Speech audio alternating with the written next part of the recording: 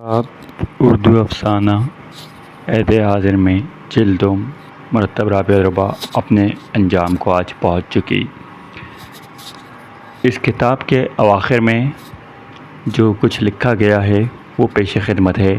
کچھ بڑے کام عظیم بھی ہوتے ہیں، صرف بڑے نہیں۔ اردو افسانہ عہد حاضر میں یہ بہت بڑا اور عظیم کام ہے۔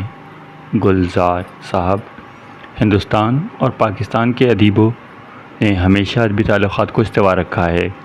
یہ کام اس کی ایک مثال ہے۔ یہ اچھی بات ہے۔ جیلانی بانو۔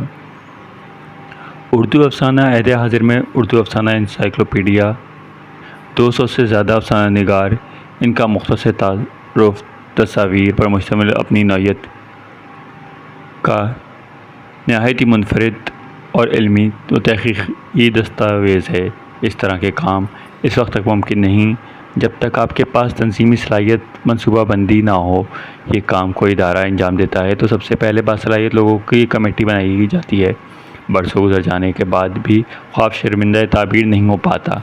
رابعہ ربا کی تعریف کرنی ہوگی، جس محنت اور جانفشانی سے اور جذبے کے تحت انہوں نے یہ فریضہ انجام دیا۔ اس کو ادبی معجزہ ہی کہا جا سکتا ہے۔ جہاں تک مجھے خیال ہے وہ پچھلے کئی برسوں سے منصوبے کو عملی جامہ پہنانے کے لیے بھوک و پیاس سب کچھ بھول گئی تھیں۔ میں ای میل اور فیس بک پر لگاتار ان کی پوسٹ دیکھتا رہا۔ ایک ایک تصویر پر ادیبوں کا تعارف حاصل کرنے کے لیے ان کی انتھک محنت کو سلام کرنا ضروری ہے۔ میں چاہتا ہوں بر صغیر کے زندہ ادیبوں سے تفصیلات جمع کرانے میں رابعہ ربا کو کیسی کیسی دشواریاں پیش آئی ہوں گی، مگر اب ان کی محنت اس سب کے سامنے ہے۔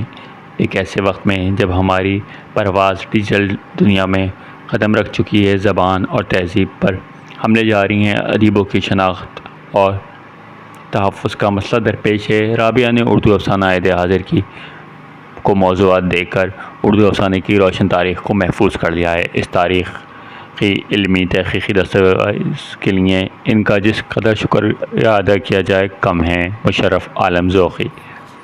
اردو افسانہ نگار اور اس کے سب کو مرتب کرنا، اردو ادب کی 3 دہائیوں کی تاریخ کو محفوظ کرنا، اس زمن میں خوش آئند بات سامنے آئی ہے۔ وہ زندہ افسانہ نگاروں کے کام کو ترجیحی بنیادوں پر رکھا گیا ہے۔ مرحوم افسانہ نگاروں پر کہیں نہ کہیں کام ہوتا رہا ہے۔ بہرحال ایک اچھا کام ہے۔ 3-4 دہائیوں پر مشتمل پاکستانی اور بیرونی معاشرتی، سماجی، ثقافتی، سیاسی سطح پر جو تبدیلیاں وقوع پذیر ہوئیں اور جنہوں نے معاشرے کو کسی اور رنگ ڈھنگ سے متاثر کیا، اس پر افسانہ نگاروں اور ان کے لکھے ہوئے کو محفوظ کرنا قابل تحسین ہے۔ سلمیٰ ایوان۔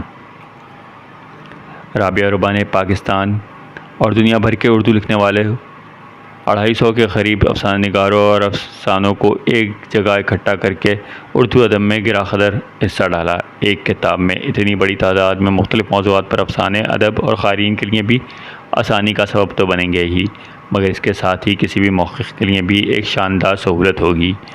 ادب کسی بھی سماج کی عکاسی ہوتا ہے۔ یوں ہم ایک کتاب میں سماج کو جاننے، سمجھنے اور پڑھنے کا موقع پانے جا رہے ہیں۔ فروخ سہیل گوئیدی۔